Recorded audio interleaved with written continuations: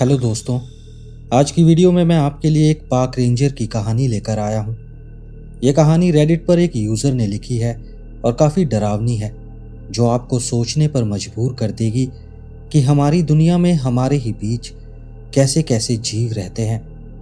कहानी शुरू करने से पहले मैं आपको बता दूं कि जो लोग सेंसिटिव या कमज़ोर दिल के हैं, ये कहानी उनके लिए नहीं है, क्योंकि इस स्टोरी में बहुत ही खौफनाक और संवेदनशील दृश्य बताए गए हैं। और अगर आपको ये स्टोरी अच्छी लगे तो इस वीडियो को लाइक करना मत भूलना। कमेंट सेक्शन में हाइप का ऑप्शन दिख रहा होगा। अपने कीमती हाइप पॉइंट्स भी इस वीडियो को ज़रूर देना। आपके छोटे से सपोर्ट से हमारी वीडियो को रीच मिल सकती है। और ऐसे ही पार्क रेंजर, कैंपिंग और हाइकिंग, वेंडिगो, स्किन वॉकर और जंगलों की और डरावनी कहानियाँ सुनने के लिए इस चैनल को सब्सक्राइब भी कर लेना।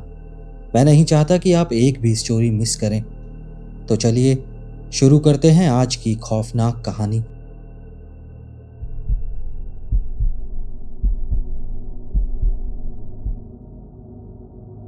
करीब दोपहर के 3 बजे का समय रहा होगा जब रेंजर स्टेशन के दरवाजे पर एक दस्तक हुई।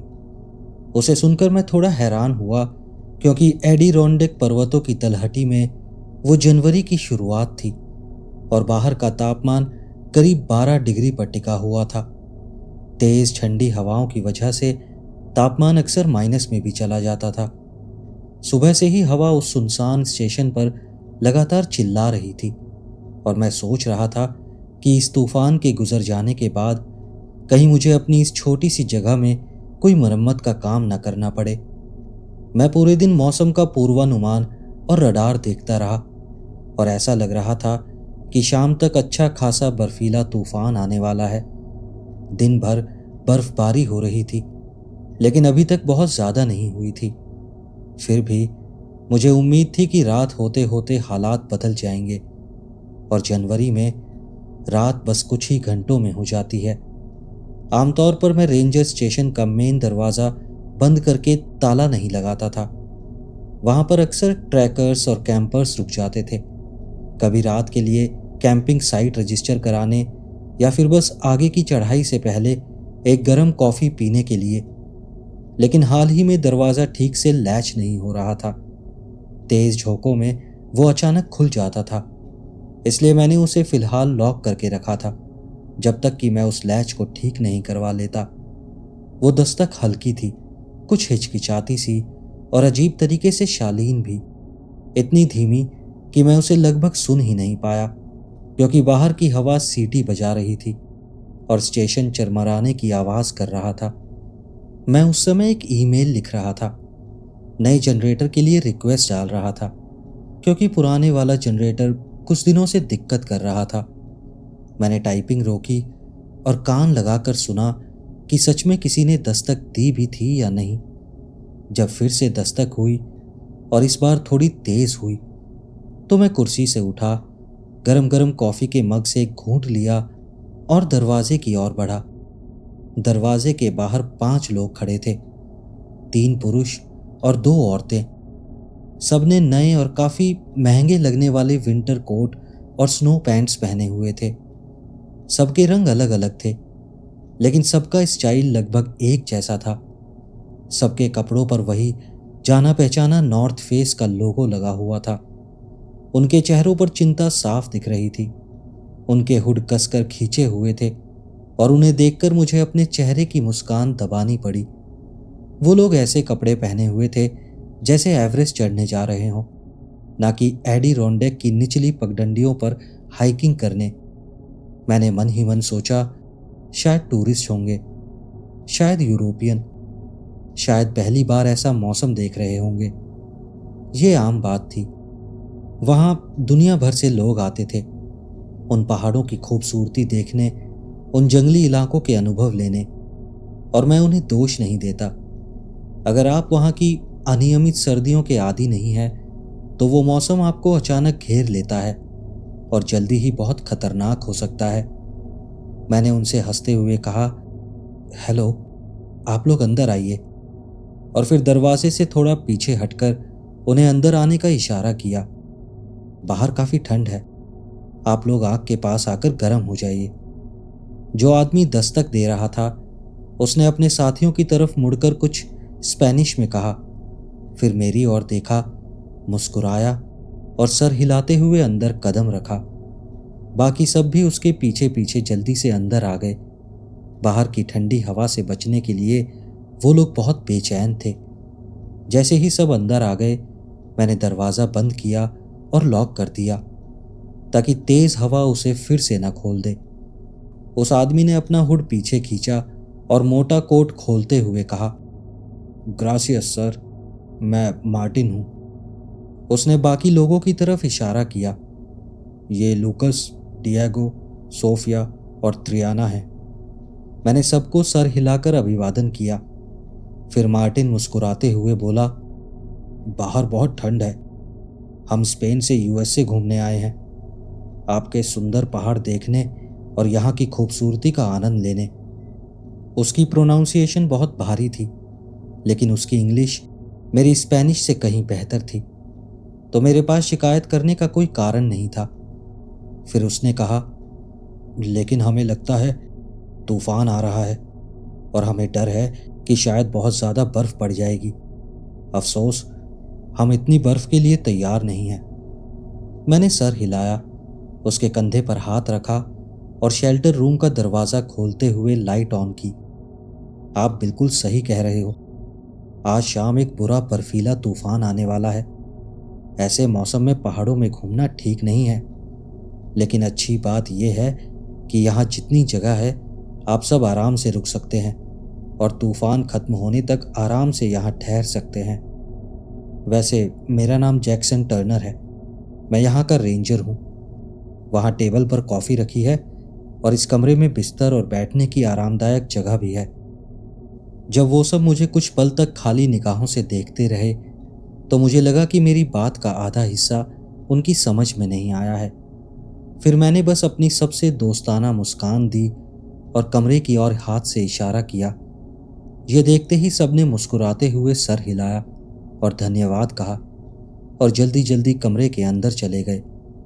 अपने बैग्स बिस्तरों पर रखे और अपने भारी भरकम कपड़े उतारने लगे। मैंने इस बात का ध्यान रखा कि सबको कुछ गर्म पीने को मिले और उन्हें यह समझ आ जाए कि मौसम साफ होने तक वो यहाँ आराम से रुक सकते हैं। वो सब काफ़ी अच्छे और आभारी लगे और थोड़ी देर में मैं उन्हें भूलकर फिर अपने कागजी काम में लग गया। करीब 1 घंटा बीता होगा कि दरवाजे पर दूसरी बार दस्तक हुई।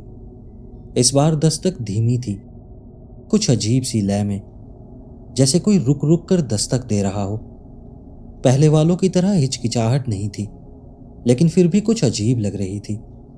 मैंने गहरी सांस ली, सीधा खड़ा हुआ और काउंटर के चारों ओर घूमते हुए फिर दरवाजे की ओर बढ़ा। हफ्ते भर से वहां कोई मेहमान नहीं आया था और अब लोग ऐसे आ रहे थे जैसे ये कोई हॉलिडे होटल हो। मैंने दरवाज़ा खोला और फिर वही आधिकारिक स्वागत वाली मुस्कान चेहरे पर ले आया। दरवाजे पर खड़ा वो आदमी कंधों और हुड वाले सर पर जमी बर्फ की परत से ढका हुआ था। उसका कद मेरे बराबर ही था, करीब 6 फुट। बाकियों के विपरीत उसने कोई महंगा रंग बिरंगा विंटर गियर नहीं पहना था, बल्कि उसके कपड़े ऐसे लग रहे थे जैसे उसने किसी सेकेंड हैंड एक्सपीडिशन स्टोर के सस्ते सेक्शन से अपने कपड़े खरीदे हों। उसकी पैंट नीले कलर की क्विल्टेड नायलॉन की थी और थोड़ी महंगी सी लग रही थी, लेकिन वो पैंट उस पर ठीक से फिट नहीं हो रही थी। उसका कोट फर लाइनिंग वाला था, जो पुरानी फ्लीस जैकेट के ऊपर डला हुआ था, जैसे गद्देदार ऊन का बना हो। उसके बूट्स काफ़ी नए दिख रहे थे, लेकिन बहुत गर्म नहीं थे। ज़्यादा से ज़्यादा किसी गर्मियों की हाइकिंग के लिए ठीक थे, न कि इस पहाड़ी सर्दी के लिए। मैंने जितना हो सका उतनी गर्मजोशी में उसे अंदर बुलाते हुए कहा, अरे भाई, अंदर आओ, बाहर बहुत ठंड है। लेकिन उसने कुछ नहीं कहा, बस हल्का सा सर हिलाया और मेरे पास से निकलकर अंदर आ गया। उसके साथ एक तेज सीलन की गंध भी आई और मुझे ख्याल आया कि शायद ये उन जंगली आदमियों में से एक हो सकता है जिनकी कहानियां मैंने सुनी थी, जो वहां जंगल में कहीं किसी अस्थाई झोपड़ी में अकेले रहते हैं। मैंने दरवाज़ा फिर से बंद करके लॉक कर दिया और उसकी तरफ मुड़ा। उसने पहले ही बाईं ओर बने बंक रूम को देख लिया था, जहां वो स्पेनिश टूरिस्ट बैठे हुए थे, और सीधे अंदर जाकर कोने में खाली एक बंक पर बैठ गया। उसने अपना कोट नहीं उतारा, ना ही बाकी लोगों को कोई अभिवादन दिया, और मैंने गौर किया कि उसके पास कोई बैग या कोई और सामान भी नहीं था। इससे मेरा शक और बढ़ गया कि कहीं वो आसपास ही किसी ऑफ ग्रिड कैबिन में तो नहीं रहता। मैंने देखा कि बाकी लोग मुस्कुराकर उससे बात करने की कोशिश कर रहे थे, लेकिन वो बस चुपचाप बैठा रहा। उसकी काली आंखें बस चुपचाप इधर उधर देख रही थी। उसके होठों पर एक हल्की सी मुस्कान थी, बहुत अजीब सी। कुछ ही देर में उन्होंने कोशिश छोड़ दी और आपस में ही धीरे धीरे स्पेनिश में बातें करने लगे। एक पल को मैंने सोचा, कहीं वो शौक में तो नहीं है। बाहर का तापमान तेजी से गिर रहा था, और जो कपड़े उसने पहने थे वो उस तरह की ठंड के लिए काफी नहीं थे। मैंने सोचा कि उसे जल्दी से चेक कर लूं, कहीं उसे ठंड की वजह से फ्रॉस्ट बाइट या हाइपोथर्मिया के लक्षण तो नहीं हो रहे। लेकिन उसके हाव भाव कुछ ऐसे थे कि मुझे लगा वो शायद मेरे पास जाने से और परेशान हो जाएगा। मैं बंक रूम के दरवाजे पर खड़ा रहा, पूरे दृश्य को देखता रहा। उस आदमी के बारे में कुछ था जो अजीब लग रहा था, लेकिन मैं पकड़ नहीं पा रहा था कि क्या। उसकी चाल, उसका चुप रहना, उसका एक कोने में बिल्कुल स्थिर बैठा रहना, सब कुछ बहुत असामान्य सा लग रहा था। उसमें और भी कुछ था, कुछ ऐसा जो दिमाग के पीछे हल्की सी खुजली जैसा महसूस हो रहा था, जैसे कोई हल्का सा अलार्म बज रहा हो, लेकिन साफ शब्दों में समझ नहीं आ रहा था। मैंने सोचा, अच्छा होगा अगर यह आदमी बस कुछ देर गर्म हो ले और फिर यहां से निकल जाए। बाकी लोगों की तरफ देखा तो एहसास हुआ कि उन्हें भी उसके बारे में कुछ अजीब लग रहा था। वो सब मेज के उस सिरे पर इकट्ठा हो गए थे जो उससे सबसे दूर था। अब वो भी धीरे धीरे दबे स्वर में बातें कर रहे थे, कभी कभी चोरी चोरी उसकी तरफ देखते, लेकिन एक पल से ज्यादा नहीं, जैसे बस ये पक्का कर रहे हों कि वो अभी भी वहीं बैठा है और वहां से हिला नहीं है। और हाँ, मैंने गौर किया, किसी ने भी अपनी पीठ उसकी तरफ नहीं की थी। मैं बस उसके पास जाकर उससे बात करने ही वाला था ताकि ये अजीब सा एहसास कुछ कम हो। तभी मार्टिन मेरे सामने आ गया। उसका माथा सिकुड़ा हुआ था। उसने कहा, सर, मुझे और मेरे दोस्तों को बाकी कैंपर्स की चिंता हो रही है। उसकी ये बात सुनकर मैं चौंक गया। आज के दिन वहां कोई भी कैंपर्स रजिस्टर्ड नहीं थे। क्या ये नया आदमी उन्हीं में से एक था, या फिर वो लोग किसी मुसीबत में हैं? मैंने भौं चढ़ाते हुए पूछा, कौन से कैंपर्स? उसने उत्तर दिशा की ओर इशारा किया। हम उनके कैंपसाइट के पास से निकले थे जब हम ऑब्जर्वेशन पॉइंट की तरफ जा रहे थे, मौसम खराब होने से पहले। शायद आधा किलोमीटर ऊपर ट्रेल पर एक छोटी सी धारा के किनारे खुली जगह में उनका कैंपसाइट था। उसने कोने में बैठे अजनबी की तरफ जल्दी से एक नजर डाली और फिर आगे कहा, वहां 3 लोग थे, 2 पुरुष और एक महिला। उन्होंने ठंड के लिए बने टेंट लगाए थे और काफी प्रिपेयर्ड लग रहे थे। कम से कम हमें तो ऐसा ही लगा। हम कुछ देर उनकी बॉनफायर के पास रुककर गर्म हुए थे। वो काफी अनुभवी लग रहे थे और ठंड को लेकर चिंतित नहीं थे। मैंने जितनी हो सके उतनी भरोसेमंद मुस्कान के साथ कहा, तो फिर शायद वो ठीक ही होंगे। उन्हें मेरे पास चेक इन करना चाहिए था, लेकिन अगर वो इतना तैयार हैं जितना तुम कह रहे हो तो शायद सब ठीक ही रहेगा। तूफान गुजरने के बाद मैं खुद ऊपर जाऊंगा और उन्हें देख कर आऊंगा। लेकिन उसने फिर से उस आदमी की तरफ देखा, फिर मेरी आंखों में सीधी तीखी नजर डाली, जैसे वो सिर्फ नजरों से कुछ कहना चाह रहा हो। उसने आवाज धीमी करके कहा, वो कैंपर्स, उनके कपड़े बहुत अच्छे थे। सोफिया का भाई बहुत ठंडे इलाकों में हाइकिंग करता है और उसने उनके गियर को पहचान लिया था। वो उसी तरह के कपड़े पहने हुए थे। तो फिर ये तो और भी अच्छी बात है। मैं ये कहने ही वाला था कि मार्टिन ने बीच में रोक दिया। बिल्कुल उसी तरह की पैंट जो अभी इस आदमी ने पहनी हुई है, उसने बड़े ही धीमे स्वर में कहा। मैंने फिर से उस आदमी की तरफ देखा। उसके कपड़े अब भी वैसे ही अजीब लग रहे थे। उसके हाथों में अब भी पतले दस्ताने थे जो सर्दी के लिए बिल्कुल भी ठीक नहीं थे, लेकिन बढ़िया क्वालिटी के थे। शायद किसी हल्की शरद ऋतु की हाइकिंग के लिए ठीक रहते। वो अब तक हिला नहीं था, ना ही उसने कुछ कहा था। उसकी भावहीन आंखें धीरे धीरे उन स्पेनिश टूरिस्टों पर घूम रही थीं, ऐसे जैसे उनका आकलन कर रहा हो, गिन रहा हो, उन्हें परख रहा हो। मुझे ऐसा लगा जैसे वो किसी तरह का हिसाब किताब लगा रहा हो। एक बार फिर वही एहसास हुआ। दिमाग के पीछे हल्की सी खुजली हुई। उस आदमी में कुछ तो गड़बड़ थी, कुछ ऐसा जो फिट नहीं बैठ रहा था, लेकिन अभी तक मैं पकड़ नहीं पा रहा था कि वो आखिर क्या था। मेरे दांत कटकटाने लगे। मैंने मार्टिन की ओर देखा और कहा, तुम्हें पूरा यकीन है? वो हल्के से कंधे उचकाता हुआ बोला, जितना हमें हो सकता है उतना यकीन है। सोफिया का कहना है कि उसे पक्का मालूम है, लेकिन हम बाकी लोग उसके जितने अनुभवी नहीं हैं। मैंने पूछा, क्या ये आदमी उनके साथ था? लेकिन मुझे पहले से ही जवाब पता था। मार्टिन ने सिर हिलाया, नहीं, मैंने इसे आज से पहले कभी नहीं देखा।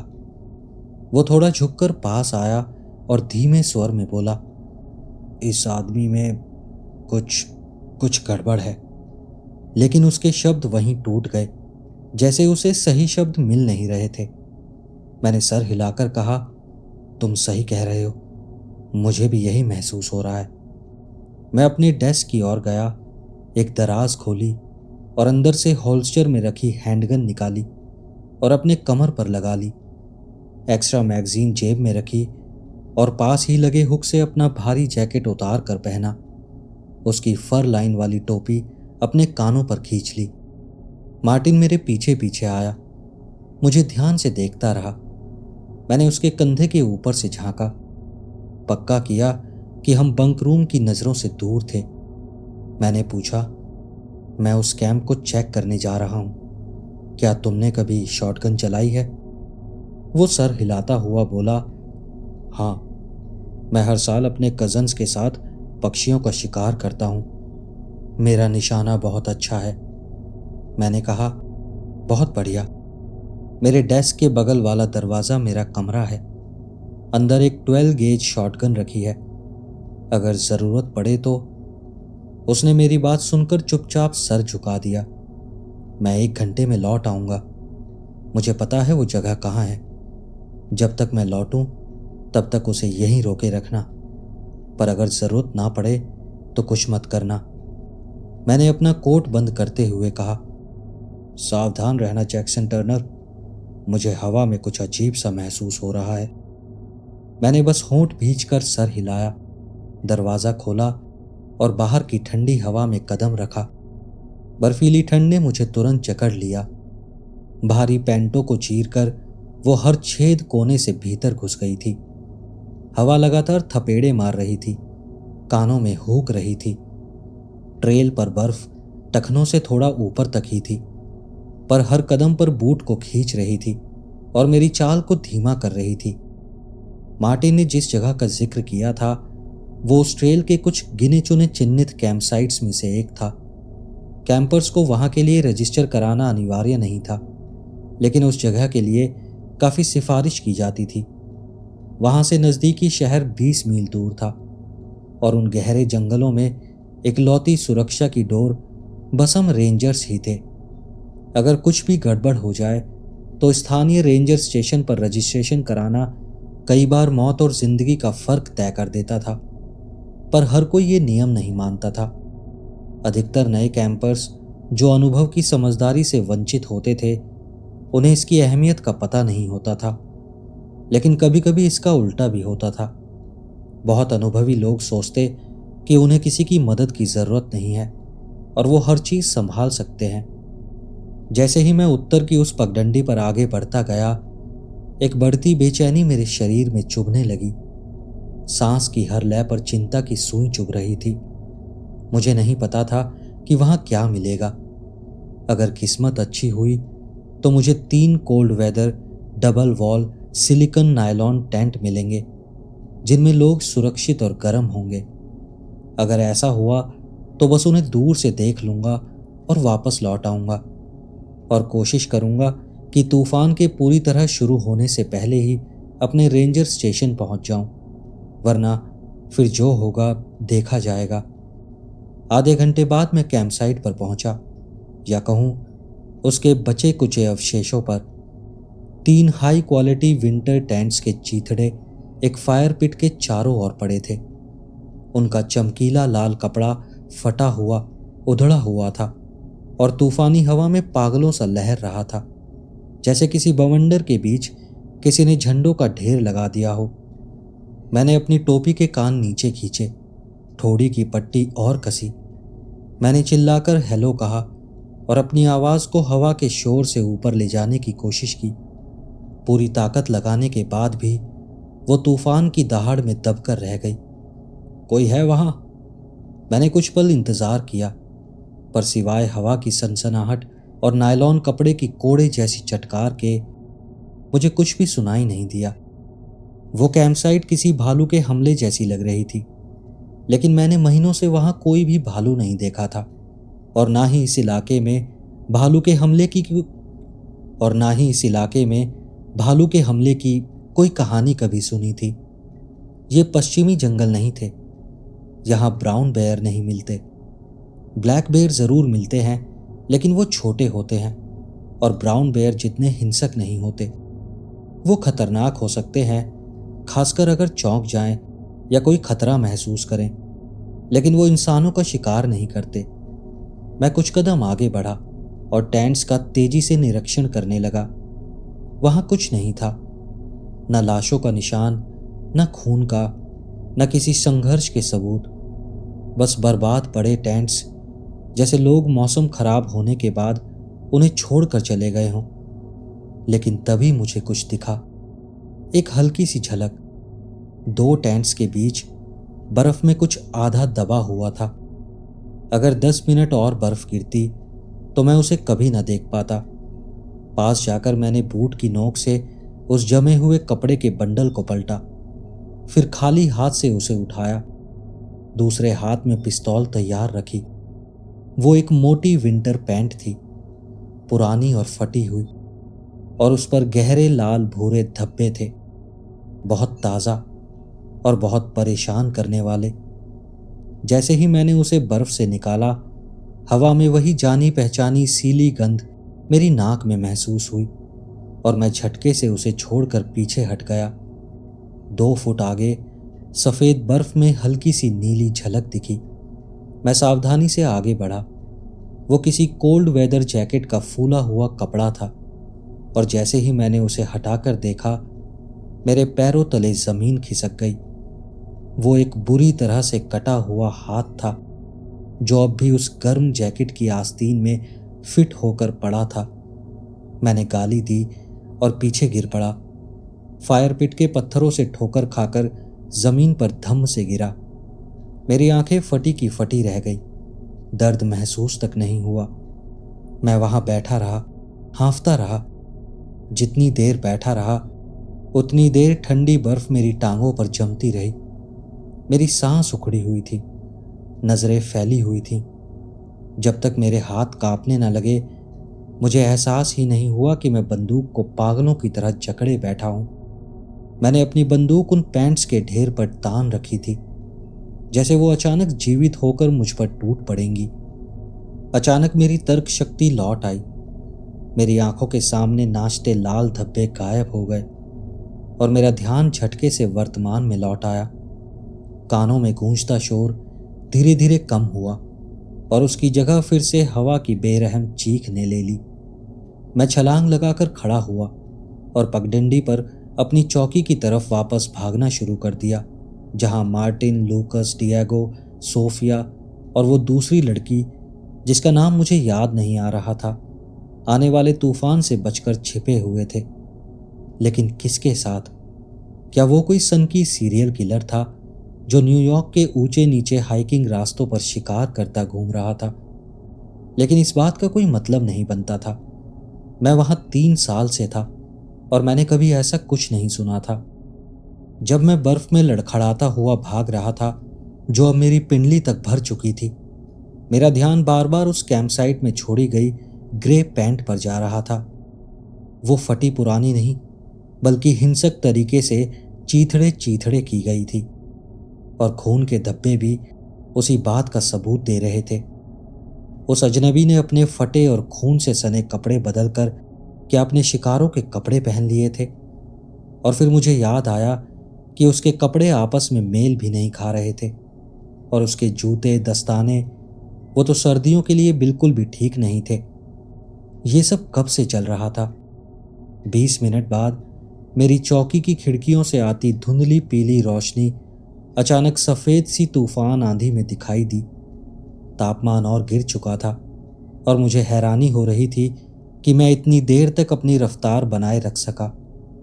मैं चौकी के सामने रुक गया और मैंने देखा कि मेन दरवाज़ा कुछ इंच खुला हुआ था। मेरा मन कह रहा था कि अंदर दौड़ पड़ूं, लेकिन मुझे कुछ पल सांस संभालने और धड़कते दिल को काबू करने में लगे। दरवाज़ा इतना ही क्यों खुला था? अगर ताला नहीं लगा होगा तो तेज हवा उसे पूरी तरह खोलकर पीछे दीवार पर पटक देती। लेकिन उससे भी ज्यादा डरावनी बात थी, उसके अंदर मौजूद कोई भी व्यक्ति उसे नजरअंदाज नहीं कर सकता था, और कोई भी समझदार इंसान ऐसी ठंडी हवा और बर्फ को खुले दरवाजे से अंदर आते हुए चुपचाप नहीं देख सकता। मैं अपने विचारों से बाहर निकला और धीरे धीरे दरवाजे तक पहुंचा। पहले हल्के धक्के से, फिर ज्यादा ताकत से मैंने उसे धकेला, मानो अंदर उसे कुछ रोक रहा था। मेरी उंगलियां पिस्तौल के ट्रिगर पर टिकी हुई थी। नली सीधे सामने सीने की ऊंचाई पर थी। दरवाजा धीरे धीरे खुला, और बस इतना खुला कि मैं अंदर सरक पाया। हवा और इमारत की चरमराहट ने मेरी आहट छिपाने के लिए पर्याप्त शोर पैदा कर रखा था। जैसे ही मैं अंदर दाखिल हुआ, मैं सीधे एक बुरे सपने के बीच में खड़ा था। दरवाजे के पीछे एक शव पड़ा था जो दरवाजे को खुलने से रोक रहा था। मैं बस इतना ही देख पाया कि वो किसी औरत का शरीर था, क्योंकि उसका सर और ऊपरी धड़ बेरहमी से नोच फाड़ दिया गया था। खोपड़ी का लाल सफेद हिस्सा साफ साफ दिखाई दे रहा था। शायद ये तब हुआ था जब वो इस नर्क से भागने की कोशिश कर रही थी। चारों तरफ गर्म और ताज़ा खून फैला हुआ था। मुझे बंक रूम से आती एक गीली चीरने जैसी आवाज़ सुनाई दे रही थी। उस कमरे की लाइट टिमटिमा रही थी। बीच में लटकता बल्ब पागलों की तरह झूल रहा था, जैसे अभी अभी किसी ने उसे हिलाया हो। मैं जितना हो सकता था उतना चुपचाप उस कमरे के दरवाजे से घुसा। एक ठंडी लहर मेरे शरीर में दौड़ गई, जिसने मेरी चेतना को सुन्न कर दिया। कमरे में लाशें और लाशों के टुकड़े बिखरे पड़े थे, ज्यादातर कपड़ों में लिपटे हुए थे, चिपचिपे लाल खून से सने हुए थे। मैं उस कमरे की गर्माहट महसूस कर सकता था। उस हिंसक नरसंहार की बची कुची गर्मी मेरे शरीर में फैल रही थी। मेरे पैरों के पास खून से चिपके हुए खाली शॉटगन शेल्स पड़े थे। पास ही शॉटगन भी पड़ी थी। उसका चैम्बर खुला हुआ था और मैगजीन खाली थी। कुछ इंच की दूरी पर मार्टिन के बमुश्किल पहचाने जाने वाले अवशेष पड़े थे। उसका शरीर टुकड़ों में बटा था, मानो उसे किसी श्रेडर में डाल दिया गया हो। उसके हाथ पैर बस पीली नसों और गुलाबी मांसपेशियों के सहारे लटक रहे थे। तभी मेरी नज़र उस अजनबी आदमी पर पड़ी। वो आदमी झुका हुआ किसी शव पर बैठा था। वो शायद लूकस का शव था। मैंने उसके चमकीले पीले नॉर्थ फेस जैकेट से पहचाना। मैं डरा हुआ देखता रहा जब वो अजनबी बार बार अपना सर झुकाकर झटके से ऊपर की ओर खींचता और हर बार थोड़ा सा मांस नोचता। तभी मैंने देखा कि उसके हाथ पता नहीं कैसे लंबे हो गए थे, चमकते कवच से ढके हुए थे, और उसकी उंगलियां खूंखार, खून से सनी पंजों जैसी हो गई थी। कुछ देर वहीं जमे रहने के बाद मैंने अपने आप को संभाला। मैंने पिस्तौल सीधी की और ट्रिगर दबा दिया। गोलियों की गड़गड़ाहट शायद कान फोड़ने वाली थी, लेकिन मुझे सिर्फ उसकी पीठ पर बस काले छेद बनते दिखाई दिए। उसने दर्द में सिर पीछे किया और एक असहनीय चीख निकाली, एक भयानक चीख जिसने सब आवाजें दबा दी। मैंने फिर से गोली चलाई और एक और गोली उस डरावनी चीज को चीर गई। अचानक मेरी नजर से भी तेज वो आदमी कूदा और दीवार पर जा चिपका। उसके पंजे लकड़ी में धंस गए और वो वहीं लटक गया। उसने अपना सर 180 डिग्री घुमाकर मेरी तरफ घूरा। उसकी आंखें पूरी तरह काली हो गई थी और गोल्फ बॉल जितनी बड़ी थी। उसका जबड़ा जैसे खोपड़ी से अलग हो गया था और उसका मुंह कान से कान तक फटा हुआ लग रहा था। नुकीले शाख जैसे दांत चमकते लाल खून में रंगे हुए थे। वो तन गया और एक पल बाद उसने अगली दीवार पर छलांग लगा दी, लेकिन उसकी आंखें अब भी मुझ पर जमी हुई थीं। इससे पहले कि वो कोई और हरकत करता, मैंने फिर से गोली पर गोली चलाई। मेरे घबराए हमले का निशाना चमत्कारिक रूप से ज्यादातर बार सही पड़ा और खाली पीतल के खोखे मेरे बगल के दरवाजे के फ्रेम से टकराकर गिरते रहे, मौत की घंटियों की तरह बजते रहे। फिर कमरे में एक लंबा भयानक सन्नाटा छा गया। उसकी काली आंखें अब भी मुझ पर टिकी हुई थी। मैं तनकर खड़ा रहा, इंतजार करता रहा कि वो मेरी ओर झपटेगा, मगर साफ था कि मैंने उसे चोट पहुंचाई थी। कितनी बुरी तरह से मैं ये नहीं कह सकता, पर काले चिपचिपे तरल की बूंदें उसकी आधा दर्जन गोलियों से फटी जगहों से टपक रही थीं और उसकी धीमी भारी सांसों में मुझे एक बीमार सी खड़खड़ाहट सुनाई दे रही थी। एक आखिरी कान फाड़ देने वाली परलौकिक चीख के साथ वो फिर से उछला, लेकिन इस बार मेरी ओर नहीं, बल्कि कमरे के पिछले हिस्से की खिड़की से बाहर। खिड़की का कांच बाहर की ओर बिखर गया और फिर सब कुछ खत्म हो गया। अब उस कमरे में, उन लाशों के ढेर में, मैं बस अकेला खड़ा था। ये लगभग 1 साल पहले की बात है। तब से मैं फील्ड ऑपरेशंस छोड़कर पार्क सर्विस के प्रशासनिक पद पर चला गया हूं। मेरा ऑफिस शहर के बीचों बीच है, लोगों से घिरा हुआ है। कहीं कोई वीरान जंगल या अंधेरी जंगली पगडंडी नहीं है। जब वो जांच थम गई और मौतों को जंगली जानवरों का हमला घोषित कर दिया गया, मैंने अपनी पोस्टिंग पर लौटने की कोशिश की, मगर मैं कर नहीं पाया।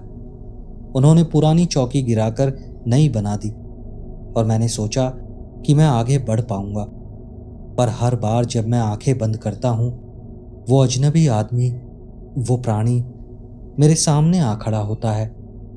कई बार रात की खामोशी में मुझे लगता है जैसे वो चीख फिर से कहीं दूर गूंज रही है।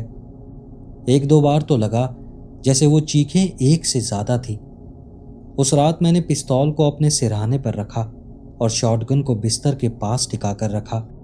सारे दरवाजे बंद रखे। वो एहसास जाता ही नहीं था कि वो अब भी कहीं बाहर है। शायद मुझे ढूंढ रहा है, शायद उसे ये पक्का करना है कि मैं उसके बारे में किसी को बता ना पाऊं। उस भयानक रात के बाद मैंने इंटरनेट खंगाल डाला कि मैंने उस दिन क्या देखा था। मैंने क्रिप्टोजूलॉजिस्ट या पैरानॉर्मल एक्सपर्ट्स कहने वाले सभी लोगों से संपर्क किया, मगर किसी के पास फेरी टेल्स या अर्बन लेजेंड्स के अलावा कोई तार्किक जवाब नहीं था। और हर बार मैं उतने ही सवालों के साथ लौट कर आता जितने लेकर जाता था। फिर एक दिन मुझे ऐसे ही एक आर्टिकल मिला और उसने सब कुछ बदल दिया। उस आर्टिकल के मुताबिक ऐसे कई जीव हमारे बीच रहते हैं जो हम इंसानों जैसे लगते हैं, हम इंसानों की तरह एक्ट करते हैं, और वो बहुत प्राचीन हैं, सालों से हमारे बीच रहते आए हैं, लेकिन कभी कभी हम उन्हें पहचान नहीं पाते। मैं आज भी सोचता हूँ, क्या सच में ये चीज़ें हमेशा से हमारे बीच रही हैं, हमारे ही बीच छुपे हुए हमें अपना शिकार बनाती रही हैं? कल की बात है, जब मैं ऑफिस जा रहा था, मैंने मेट्रो के डब्बे के पीछे एक युवा महिला को अकेले बैठे देखा। मेट्रो में काफी भीड़ थी, मगर उसके बगल की सीटें खाली थीं और बाकी के यात्री जैसे जानबूझकर उससे थोड़ा दूर रह रहे थे। मुझे नहीं लगता किसी ने कुछ नोटिस किया, पर सब लोग उसे टेढ़ी आंखों से देख रहे थे। उस महिला में कुछ भी स्पष्ट रूप से अजीब नहीं था।